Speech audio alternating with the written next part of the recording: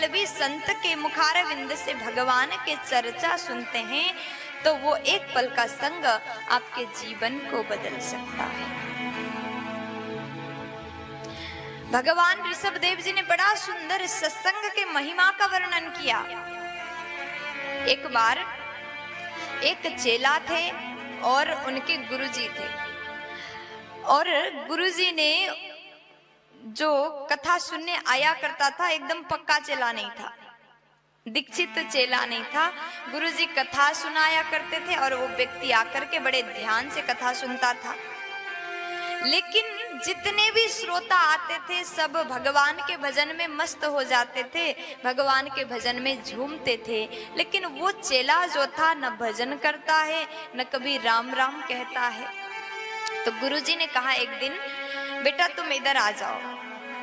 वो आ गया और गुरुजी ने पूछा, बेटा क्या बात है, क्यों तुम्हें सब लोग झूम रहे हैं भजन में, तुम ही एक हो जो भजन नहीं करते न कभी मुझे राम राम कहते हो, क्या बात है? वो कहता है, मैं तो ये सब लोग यहाँ बैठते हैं इसलिए मैं बैठने आता हूँ, मुझे आपकी कथा से कोई मतलब नहीं और आपके भजन से कोई मतलब नहीं, और ये भगवान का नाम पर ना मैं विश्वास करता हूँ ना अपने मुख से लेना चाहता हूँ। अब जैसे गुरुजी ने सुना तो गुरुजी कहते हैं, बेटा तुम भले ना लेना चाहते हो, एक बार बस राम कह दे। उसको बहुत तकलीफ हुआ, वो राम नाम उच्चारण नहीं हो पा रहा था, क्योंकि उसने कभी बिलीव नहीं किया, कभी भी भगवान पर भरोसा नहीं किया और कभी भी भजन नहीं किया। और गुरुजी ने जैसे कहा, बेटा एक बार राम नाम बोल दे, और उसने बड़े ही संकोच करते हुए एक बार बोला, राम लो, बोल दिया। जैसे उसने राम बोला, गुरुजी कहते बस अब हो गया काम। गुरुजी बड़े खुश हो गए और वो बालक जाने लगा, वो लड़का जैसे वहां से बाहर जाने लगा। गुरुजी ने कहा, एक मिनट रुक जाओ। उसने कहा, अब क्या है, आपका काम तो मैंने कर दिया, बोल दिया राम, अब क्या करना है? बोले, गुरुजी ने कहा कि बेटा तुम्हारे जीवन में अगर किसी ने पूछा, तुम्हारे जीवन में अगर किसी ने पूछा ये तुमने एक बार राम नाम उच्चारण किया है, इसके लिए इसके बदले में इसका फल मैं तुम्हें क्या दूं, अगर पूछ लेते हैं तो तुम कुछ मांगना मत। उसने कहा ठीक है, तो मैं क्या कहूं? तो गुरुजी ने कहा, तुम कुछ बोलना मत, तुम बस इतना कहना, ये एक बार राम नाम का जो फल बनता है वो तुम मुझे दे दो। अब वो गुरुजी ने इतना कह दिया, अब वो लड़का चला गया बाहर और वो एक दिन वृद्ध हो गया, और उसके बाद उसने कभी भजन नहीं किया, और एक दिन वो बूढ़ा हो जाता है, वृद्ध हो जाता है, और काल आ गया, वो चला गया। अब कोई जीव का मृत्यु होता है तो ऊपर जाकर के उसके बाद क्या क्या होना है सबको पता ही है। यमराज के यहाँ चला गया, जैसे यमलोक पहुंचा, यमराज जी ने कहा, यमराज जी कहते हैं इसका हिसाब किताब निकालो।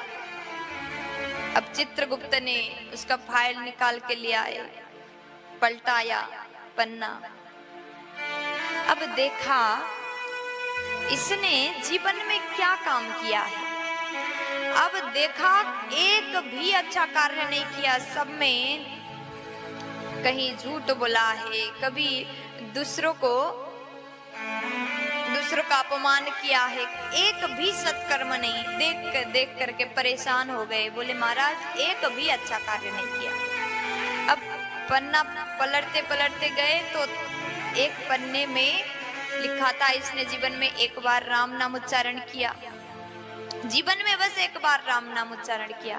अब यमराज ने, धर्मराज ने पूछा, तुमने जीवन में पाप किया है और एक बार राम नाम उच्चारण किया, इसका तुम क्या चाहते हो, इसका फल तुम्हें क्या चाहिए? तो उसने बोला, देखो गुरुजी ने जो कहा था वो याद आ गया। और वो लड़का कहता है, वो इंसान कहता है, मुझे कुछ नहीं चाहिए, बस राम नाम का जो फल बनता है वो मुझे दे दो। अब यमराज जी सोचने लगे, राम नाम का क्या फल दे दो, आज तक ये ऐसा केस तो कभी आया नहीं। अब यमराज जी बड़े संकट में सोचने लगे, राम नाम का फल क्या हो सकता है। अब उसके बाद ब्रह्मा जी के शरण में चले गए। ब्रह्मा जी को पूछा, ये व्यक्ति ने जीवन में एक बार राम नाम उच्चारण किया, इसका फल ये मांग रहा है, इसका फल क्या बनता है। ब्रह्मा जी ने सोचा, राम नाम का फल क्या बनता है, सोच नहीं पाए। अब ब्रह्मा जी ने कहा, अब चलो जो 24 घंटे राम नाम का चिंतन करते हैं, भगवान राम जी का ध्यान करते हैं, उनके शरण में चलते हैं। कौन करता है राम नाम का चिंतन? हाँ, भोले बाबा। अब भोले बाबा के शरण में चले गए ब्रह्मा जी, धर्मराज जी और वो इंसान चले गए। शंकर भगवान को पूछा, ये व्यक्ति ने जीवन में एक बार राम नाम उच्चारण किया है, राम नाम का फल मांग रहा है, वो क्या बनता है? जितना फल बनता है वो हम देना चाहते हैं, आप बताएं क्या दिया जाए। अब भोले बाबा कहते हैं, राम नाम का फल मैं क्या बताऊं? भगवान शंकर ने कुछ नहीं बताया, मैं तो केवल भगवान का भजन करता हूँ, राम नाम का भजन करता हूँ, मैंने कभी राम नाम का फल चाहा ही नहीं। राम नाम जपने के बाद उसके बाद क्या मिलेगा, इस लालच में मैं भजन नहीं करता। अब मुझे नहीं पता, जिसका नाम है उन्हीं के पास चलो। अब ये इंसान कहता, अब मुझे नहीं जाना, तुम लोग चले जाओ। ब्रह्मा जी ने कहा, कैसी बात कर रहे हो, चलो। तो बोला, नहीं अब मैं नहीं जाता, मैं तो अब थक गया हूँ, इतना ज्यादा मैं चल नहीं सकता, मैं अब एक कदम आगे जाने वाला नहीं हूँ। अब ब्रह्मा जी ने कहा, कैसी बातें कर रहे हो, चलो।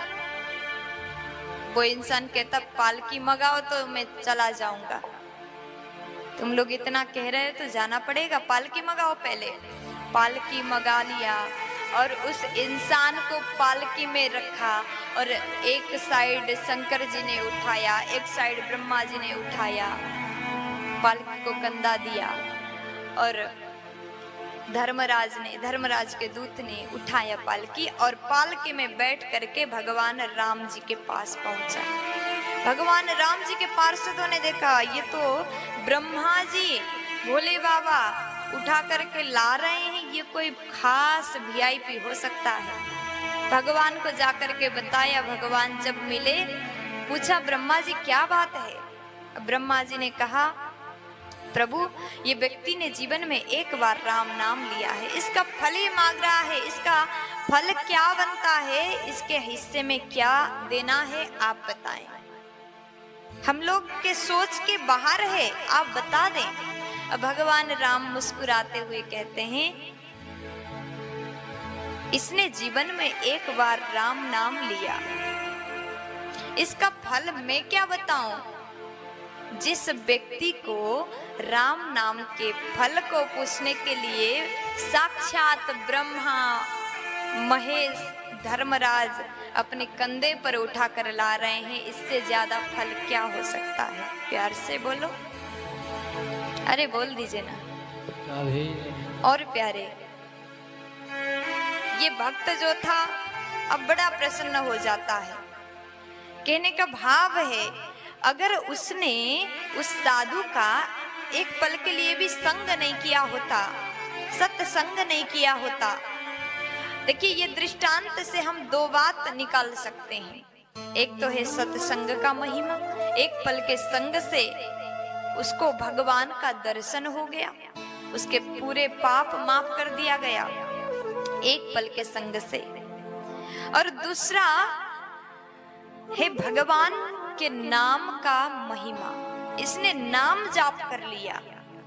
एक बार राम नाम उच्चारण करने से ये भगवान को प्राप्त कर पाया। तो सोचो, हमें भी जीवन में भगवत नाम उच्चारण करना है। अगर आप अपना कल्याण करना चाहते हो, भगवान को पाना चाहते हो, तो जीवन में भगवत नाम का सहारा। सब्सक्राइब करें हमारे YouTube चैनल देवी प्रतिभा जी को और श्रवण करें भागवत कथा की महिमा का। साथ ही बेल आइकन को दबाना ना भूलें।